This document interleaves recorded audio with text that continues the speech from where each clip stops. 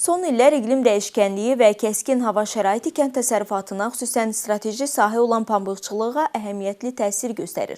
Lakin Biləsuvarlı pambıqçılar sahələrdə müasir yeniliklərin tətbiqi ilə 2025-ci ili də yüksək göstəricilərlə başa vurmağa hədəfləyiblər. Rayon fermerləri aprel ayından 7500 hektar sahədə çiyid səpinə başlayıblar. İstehsalçılar lazımi texnika, toxum, gübrə və kimyəvi preparatlarla təmin olunub. Hazırda əkin üçün hazırlanan sahələrin 90%-də səpin işləri yekunlaşıb. Artıq pambıqçılıqda səpin işlərinin aparılması təkcə ənənəvi üsulla deyil, həm də müasir texnologiyanın məhsuludur. Son illər rayonda tirə üsulu ilə səpinin aparılması həm məhsuldarlığın artmasına, həm də kənd təsərrüfatında əmək qənaətinə böyük töhfə verir. Bu il Biləsuvar filialında 467 fermerlər 2329 hektar sahədə pambıq əkininə görə müqavilə bağlamışdı.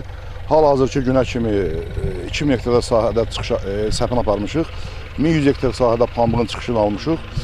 Bu il əkdiyimiz 2000 hektarı 1500 hektarı tirə üsuluna əkilir. Su çətinliyi olduğuna görə tirə üsulu ən gözəl vasitədir. Həm su itkisinin qarşısını alır, həm də qaysa pambığın bitişini tezləşdirir. İşlərimiz yaxşı gedir, düzdür, hava şəraitinə əlaqədar olaraq əkinimiz biraz gecikib. Əvvəlki əkinlərimdə dünən 4 hektar səpinim aparılıb.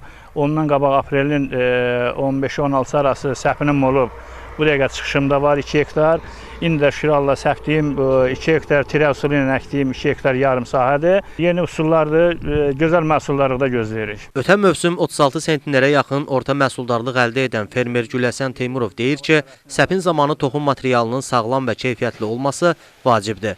Fermerlər illərdir ki, mahlıcı toxuculuq sənayesinin tələblərinə cavab verən yeni çiyid sortlarından istifadə edirlər. Bu səbəbdən Biləsuvarda emal olunan xam mahlıc bugün Türkiyə vasitəsilə Avropa ölkələrinə də çıxarılır. Çiyidimiz də elədir ki, Minon çiyididir.